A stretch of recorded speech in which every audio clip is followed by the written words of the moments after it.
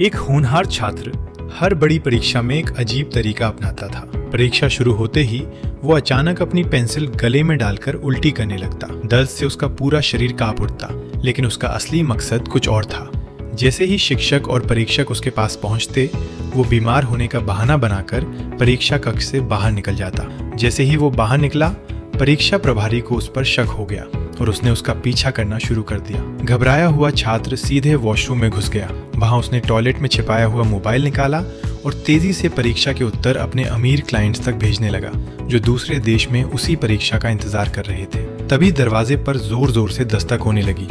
बाहर परीक्षा प्रभारी खड़ा था। समय तेजी से निकल रहा था और छात्र को आखिरी कुछ उत्तर याद ही नहीं आ रहे थे। स्थिति और भी खतरनाक तब हो गई जब प्रभारी ने दरवाजा खुलवाने के लिए कर्मचारियों को बुला लिया, लेकिन आखिरी पल में छात्र को सारे उत्तर याद आ गए और दरवाजा टूटने से ठीक पहले उसने जवाब भेज दिए। जब प्रभारी अंदर घुसा, तब तक मोबाइल गायब हो चुका था। किसी तरह वो दोबारा परीक्षा कक्ष में लौट आया, लेकिन अब उसके सामने नई समस्या थी। उसका साथी, जो पहले इस पूरे नेटवर्क में उसकी मदद करता था, अब साथ नहीं था। मतलब अब सारी जिम्मेदारी उसी के कंधों पर थी।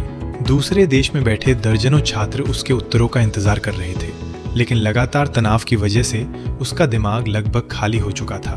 तब उसने एक अनोखी तरकीब निकाली। उसने सभी उत्तरों को एक संगीत की धुन की तरह याद करना शुरू कर दिया।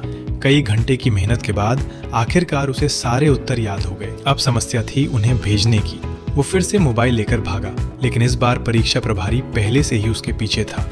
शहर की सड़कों से लेकर मेट्रो स्टेशन तक दोनों के बीच पीछा चलता रहा। इसी भागदौड़ में उसका मोबाइल हाथ से गिर गया और स्क्रीन टूट गई। अब उत्तर भेजना लगभग नामुमकिन लग रहा था। दूसरी तरफ इंतजार कर रहे अमीर छात्र घबरा चुके थे और पैसे वापस मांगने लगे थे, लेकिन लंबी कोशिशों के बाद आखिरकार संदेश उन तक पहुंच गया। फिर उन उत्तरों को गुप्त तरीके से छात्रों तक पहुंचाया गया और उन्होंने परीक्षा में शानदार अंक हासिल कर लिए। उधर मुख्य छात्र किसी तरह खुद को बचाने में कामयाब हो गया और परीक्षा प्रभारी उसके खिलाफ कोई सबूत नहीं जुटा पाया। यहीं इस रोमांचक कहानी का अंत होता है।